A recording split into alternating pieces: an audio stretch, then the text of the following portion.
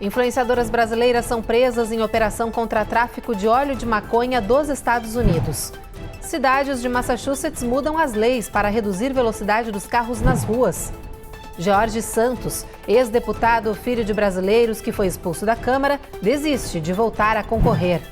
Evento brasileiro vai ensinar a comunidade dos Estados Unidos a abrir empresas aqui no país. E brasileira que lutou contra uma infertilidade vai realizar eventos sobre essa condição no sul da Flórida. O encontro vai abordar temas como prevenção, diagnóstico e tratamento da infertilidade.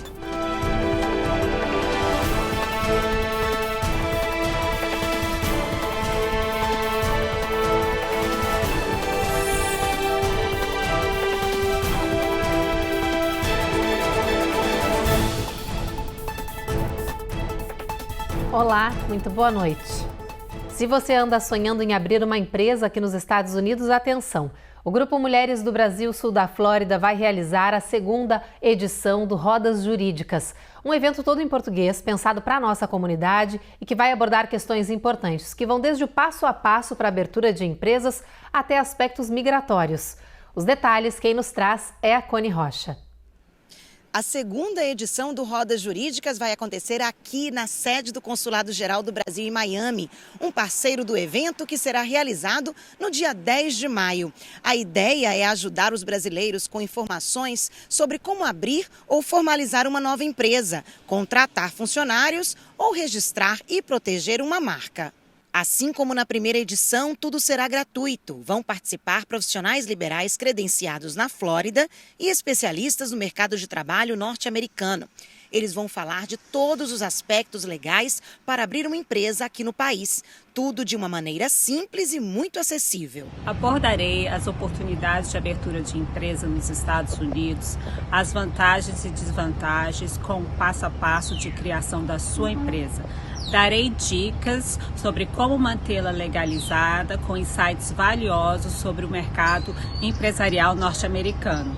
Outros temas, como vistos migratórios e autorizações de trabalho para empreendedores e funcionários, também serão discutidos. Depois das palestras, o público poderá fazer perguntas aos profissionais e tirar todas as dúvidas. Para se inscrever, basta preencher um formulário disponível no Instagram do Grupo Mulheres do Brasil. Irei abordar os temas imigratórios, incluindo vistos não imigrantes, vistos imigrantes, que são os green cards, vistos próprios, petições próprias. Vou palestrar sobre o registro e proteção de marcas internacionais nos Estados Unidos, incluindo nome, logotipo, design e outros elementos de identificação da sua marca no comércio internacional. Aguardo você lá. O ex-congressista filho de brasileiros Jorge Santos anunciou que vai desistir de concorrer novamente a uma vaga na Câmara. A revelação vem pouco tempo depois de ele confirmar que ia sim ser candidato mais uma vez por Long Island, em Nova York. A gente lembra que a Câmara dos Deputados expulsou Jorge Santos em dezembro passado, após uma série de escândalos que o levaram a ser acusado criminalmente de quase 2 dúzias de casos que envolvem fraude e outros crimes. Ao fazer o anúncio de que desistiu agora da política, pelo menos por enquanto, Jorge Santos disse que não será um candidato independente para não interferir na candidatura do congressista republicano Nick LaLota à reeleição. O filho de brasileiros, Jorge Santos, disse também que, embora tenha diferenças políticas com Nick, não quer entregar potencialmente a cadeira para os democratas lá da região.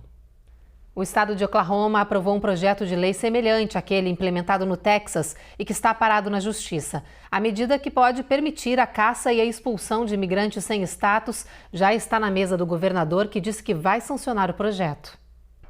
Mais de 100 manifestantes se reuniram na frente do Capitólio de Oklahoma. Eles dizem estarem irritados com o novo projeto de lei que o Legislativo Estadual aprovou e enviou à mesa do governador na terça-feira.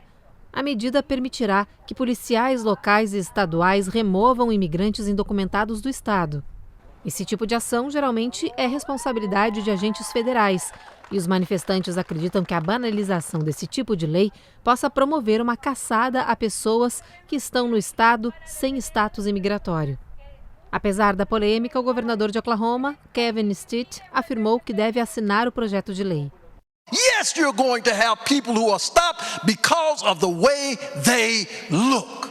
O senador democrata por Oklahoma, George Young, se disse irritado com a nova lei. No plenário, ele disse que isso vai gerar mais preconceito, porque pessoas serão abordadas apenas pela aparência que têm, sem terem cometido qualquer crime. Depois do intervalo, influenciadoras brasileiras são presas em operação contra tráfico de óleo de maconha dos Estados Unidos. E a gente mostra o flagrante impressionante de um sequestro no Oregon, que por sorte foi interrompido pela polícia.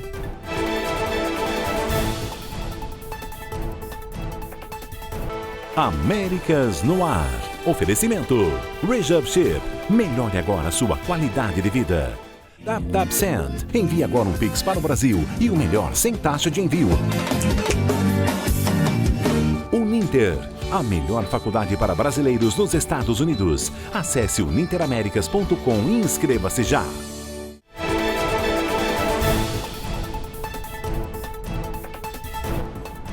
Influenciadoras brasileiras foram presas em uma operação contra o comércio ilegal de óleo de maconha para cigarros eletrônicos que são proibidos no Brasil. O óleo era traficado daqui dos Estados Unidos. A reportagem é da Eloá Orazen. A apreensão de uma encomenda contendo 2 refis de óleo de maconha para cigarros vaporizadores foi o pontapé inicial da Operação Refil Verde, que resultou na prisão de 3 influenciadoras em Brasília. De acordo com a Polícia Federal, a organização criminosa contrabandeava o óleo de maconha aqui dos Estados Unidos. O produto era camuflado em potes de cera de depilação e chegava ao Brasil via Paraguai. Está bem claro que São Paulo era o braço forte dessa organização criminosa, era o braço responsável por adquirir essa substância entorpecente da região de Foz do Iguaçu.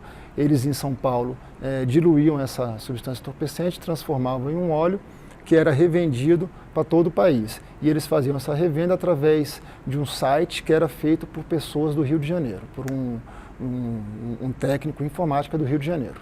Até agora, a operação rendeu a prisão de 7 pessoas em 3 estados do país.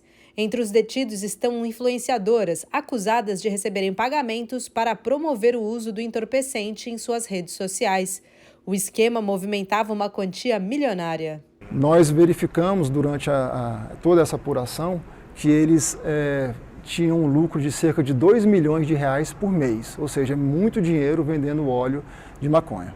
Apenas ontem, em uma das agências do Correio em São Paulo, foram apreendidos mais de 160 encomendas desse grupo criminoso. A gente agora vai verificar se haviam apenas 160 refis ou mais. Eu acredito que mais, porque eles sempre enviavam mais de um nessas encomendas, ou seja, um volume enorme. E também foi apreendido em um laboratório na região de São Paulo muitos refis que estão sendo contados ainda lá pelo DENARC de São Paulo. As investigações ainda não acabaram. De acordo com as autoridades, os líderes da organização criminosa já foram identificados e outras influenciadoras estão na mira da polícia. As influenciadoras vão responder pelo crime de tráfico de drogas, enquanto o restante da organização criminosa pelos delitos de lavagem de dinheiro e tráfico interestadual de drogas. No Oregon, um sequestro foi registrado pela câmera da porta de uma moradora da cidade de Hillsborough. A polícia está investigando esse caso, que abre o nosso giro de flagrantes de hoje. A imagem mostra uma mulher pedindo socorro na porta da casa, enquanto um homem a pega e carrega no colo até uma caminhonete estacionada perto dali. She looked scared and her voice, you can tell that she was frantic and she needed help. A moradora da casa, onde tudo foi gravado, diz que na hora não ouviu os gritos, mas que a mãe dela, uma idosa, a chamou alegando ouvir batidas na porta. Foi quando elas checaram as gravações da campainha e se depararam com um rapto. Mesmo sem conhecer a vítima, ela ligou imediatamente. O sequestrador foi preso. A polícia da Flórida revelou novos detalhes do sequestro que terminou em morte na região central do estado. Quase 2 semanas após o acontecido, a polícia disse que vários outros casos criminais podem estar ligados a esse sequestro. O xerife chamou essa investigação de incrivelmente complicada e divulgou fotos de Jordan Nish Torres Garcia, que seria o homem que sequestrou a vítima no dia 11 de abril.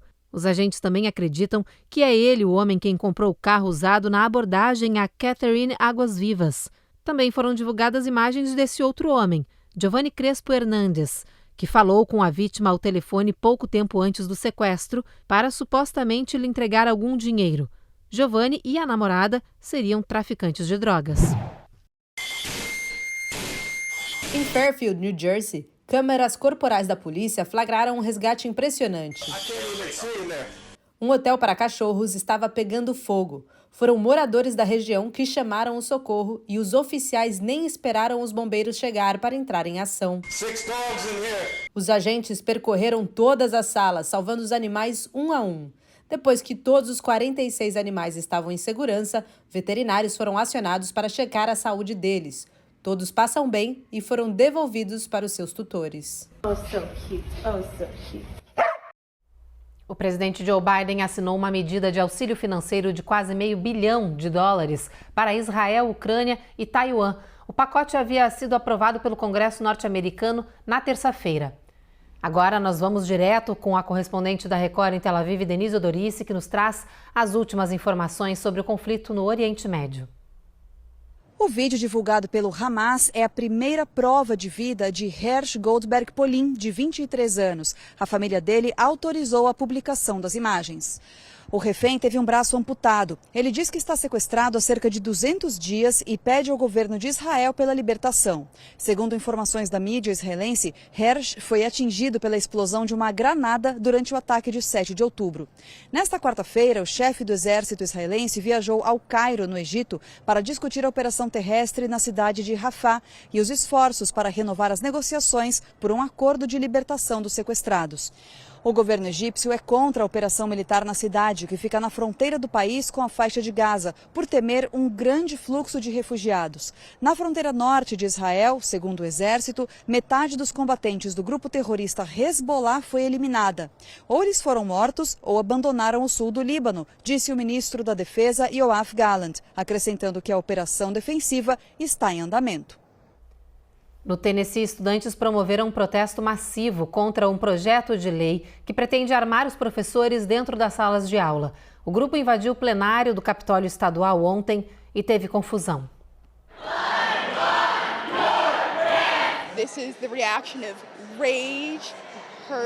Enquanto representantes do Tennessee aprovavam o projeto de lei que em breve permitirá que professores portem armas nas escolas de todo o estado, o caos irrompeu o pavilhão.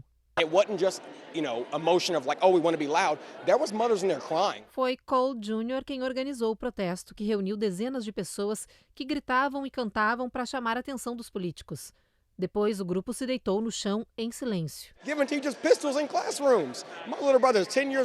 Professores armados nas salas. Meu irmão mais novo tem 10 anos. Não quero ele perto de uma arma. Eu também sou um estudante universitário e não quero estar perto de uma, diz Cole. What happens when my teacher had a rough morning or rough night before class? What happens when a student gets too rowdy? What happens when a student finds the gun? O protesto continuou do lado de fora do Capitólio, com estudantes falando sobre a importância de manter a violência armada fora das escolas, alegando que armar professores não é a solução e lembrando as milhares de vítimas que já perderam a vida em sala de aula por causa das armas. I promise that the generation of Sandy Hook, of Parkland, will remember the terror of growing up, experiencing lockdown drills. I promise you, we will remember that. Depois do intervalo, cidades de Massachusetts mudam as leis para reduzir a velocidade dos carros nas ruas. E a gente fala de uma nova regra imposta pela administração Biden que tornará milhões de trabalhadores elegíveis para o pagamento de horas extras.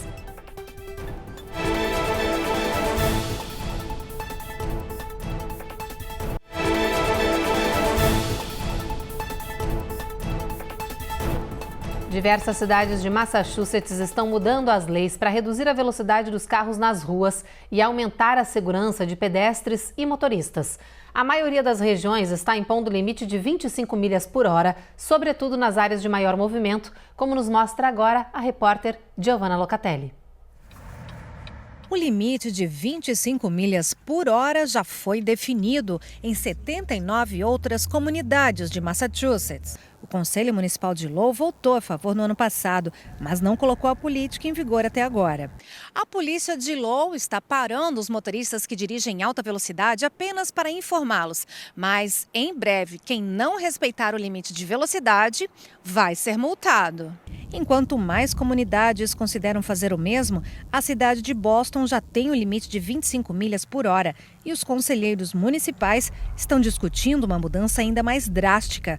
Alguns legisladores falam em baixar o limite para 20 ou até mesmo 15 milhas por hora. Uma alternativa que vai deixar o trânsito das cidades mais seguro. A administração Biden anunciou uma nova regra que vai tornar milhões de trabalhadores do país elegíveis para pagamentos de horas extras. A nova regra imposta pelo governo federal aumenta o limite salarial necessário para isentar os funcionários da exigência de pagamento de horas extras. A partir de 1º de julho, o limite subirá para o equivalente de um salário anual de pouco menos de $44 mil. Antes, esse limite era de mais de $58 mil. O Departamento do Trabalho estima que cerca de mais de 4 milhões de trabalhadores serão qualificados para então receberem horas extras quando a regra for totalmente implementada. E mais, a partir de 2027, o Departamento do Trabalho diz que os limites de salário serão atualizados a cada 3 anos, beneficiando ainda mais pessoas. Diante do anúncio, o governo espera que grupos empresariais desafiem a nova regra, como fizeram com sucesso quando a administração Obama tentou aumentar significativamente esse limite. Uma crise hídrica está se desenvolvendo em algumas cidades da Louisiana. Os residentes dizem que há dias da torneira só sai água marrom e insalubre. Os moradores cobram ações das autoridades. Nessa semana, os moradores de Killian tiveram uma surpresa. Ao acordarem para escovar os dentes e tomar banho, descobriram que a água não estava utilizável. Completely black debris. Em Livingston Parish foi declarado estado de emergência. As I said, you can see what the water looks like. You know, I don't think we'd want to drink it. I don't even let my dog drink our water. Residentes como Jethrin dizem que as autoridades têm pedido para que se ferva a água, mas ela condena essa ação alegando ser algo insuficiente. Em 2023, o sistema de águas da região recebeu uma das notas mais baixas do Sistema de Classificação de Água Potável do Estado, recebendo um D. Hoje, os moradores das cidades afetadas tiveram uma reunião com o governador da Louisiana. Apesar de terem discutido o que pode ser feito a longo prazo para ajudar a situação da água, até agora nenhuma medida efetiva foi tomada. Um dos parques nacionais mais visitados do país anunciou uma novidade para os visitantes: a proibição de garrafa de plástico no local. A ideia da administração do Lake Tahoe, em Utah, é desestimular o uso do plástico único e evitar a poluição plástica na região. A proibição entrou em vigor nesta semana e se expande para cidades que ficam ao redor do lago, onde agora é proibido vender garrafa de água de uso único nas instalações e eventos públicos. As autoridades têm feito campanha para incentivar os residentes e turistas a usar garrafas recarregáveis. Especialistas dizem que o plástico de uso único é uma das maiores fontes de poluição da região. Agora, com essa nova lei, só fica permitido garrafa de água plástica em situação de emergência e em locais de instalações de saúde. No próximo bloco, autoridades de saúde dos Estados Unidos anunciam nova ferramenta para combater o calor extremo. E a gente mostra a história de uma brasileira que lidou com a infertilidade e que agora quer ajudar outras mulheres que passam pelo mesmo no sul da Flórida.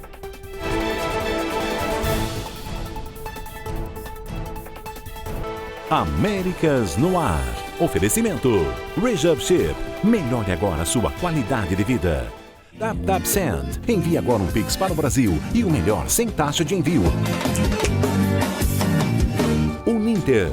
A melhor faculdade para brasileiros nos Estados Unidos. Acesse uninteraméricas.com e inscreva-se já.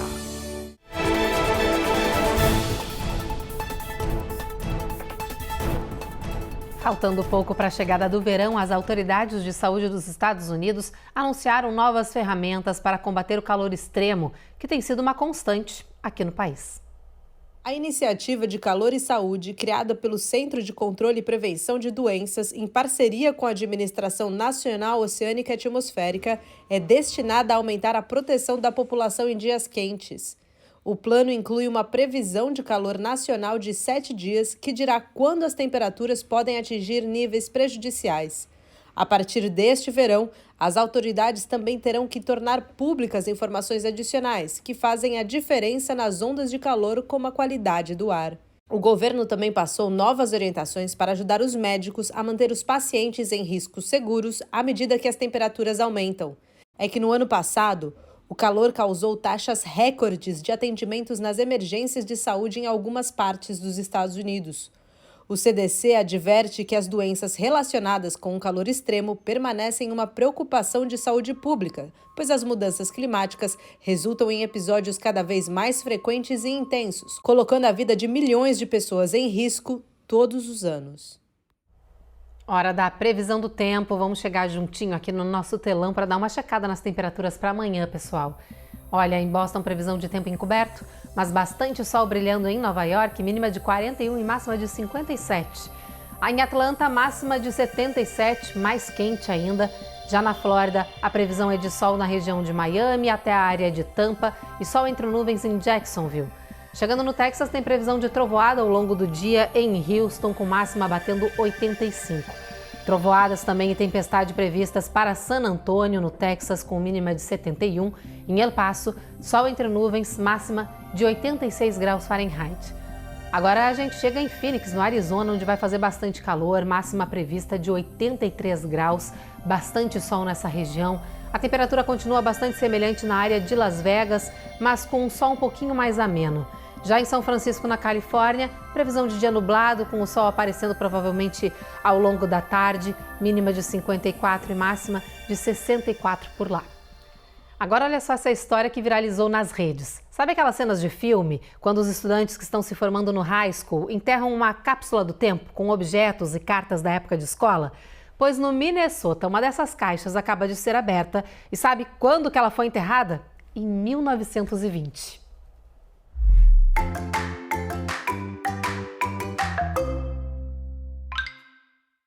Lots of treasures hidden in that box. Jornais, extratos bancários e cartas de amor. Papéis que contam muito sobre um período da Owatonna High School, mas os detalhes serão poupados ao grande público.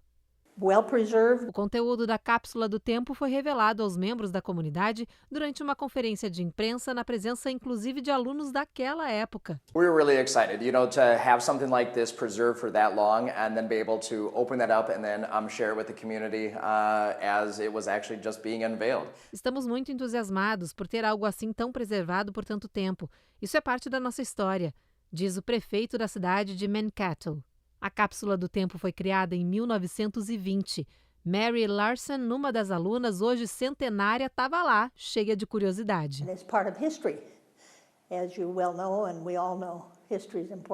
Ela nem lembrava da caixa. O objeto foi descoberto sem querer por um trabalhador do distrito escolar durante um projeto de demolição da antiga escola. I want to save that. De acordo com Jennifer Tile, diretora executiva da Sociedade Histórica do Condado de Steele, essa é uma oportunidade maravilhosa para a sua organização. Essas cápsulas do tempo são incríveis porque revelam um pouco sobre a nossa história local, sobre quem viveu aqui e como era a vida das pessoas naquela época. É muito legal, diz empolgada a especialista. É isso, tempo nem sempre é fácil, né, gente? Por exemplo, para quem sonha em ter uma gestação para aumentar a família, essa é uma palavrinha muitas vezes essencial e difícil de lidar, junto com tantas outras emoções. A repórter Carla Marinho vai agora nos contar um pouco da história de uma brasileira moradora da Flórida que lidou por anos com a infertilidade e que hoje ajuda outras mulheres que passam pelo mesmo. A infertilidade é uma condição do sistema reprodutor masculino ou feminino, definida pela incapacidade de conceber uma gravidez. De acordo com pesquisa recente da Organização Mundial de Saúde, 1 em cada 6 pessoas no mundo sofre de infertilidade. A dificuldade para engravidar atinge cerca de 17,5% da população mundial adulta. A brasileira Luciana Correia se tornou especialista no assunto por experiência própria. Até realizar o sonho de ser mãe, foram 4 anos de tentativas, muitas vezes marcadas pela frustração, dor física e emocional. Desde que eu estava fazendo tratamento lá em 2016, eu me deparei com muito problema de falta de informação, foi um tratamento muito solitário, muito sozinho. Mas essa história teve um final feliz. Depois de receber a doação de 15 óvulos, aos 45 anos, ela carregou nos braços pela primeira vez as gêmeas Bela e Gabi. Junto com a maternidade, ela descobriu outro propósito de vida: levar esperança a outras famílias, compartilhando na internet informações sobre o universo que envolve a infertilidade. Eu quero ser a mão para as pacientes que me faltou. E aí eu quero levar informação responsável, conscientização e educar as pessoas de maneira que ela possa entender a importância da prevenção e da preservação da fertilidade. Na semana do Dia das Mães, a Luciana, junto com outros especialistas brasileiros, participam de um evento presencial e gratuito em Deerfield Beach, no sul da Flórida. O encontro vai abordar temas como prevenção, diagnóstico e tratamento da infertilidade, incluindo tecnologias de reprodução assistida, como a fertilização in vitro. O evento vai ser no dia 6 de maio, às 7h30 da noite, horário da Flórida. As inscrições são gratuitas, mas as vagas são limitadas. Então vem com a gente, não perca, vai ser super interessante. Linda a história da Luciana e bonito também o trabalho que ela vem realizando depois de realizar esse sonho. Bom, o Jornal Américas no Ar de hoje termina com essa reportagem. Fica aí, continua na nossa programação, porque está chegando mais um episódio de Reis à Decadência, nova temporada aqui na telinha da Record Américas. A gente volta a se encontrar de novo amanhã. Uma boa noite, gente.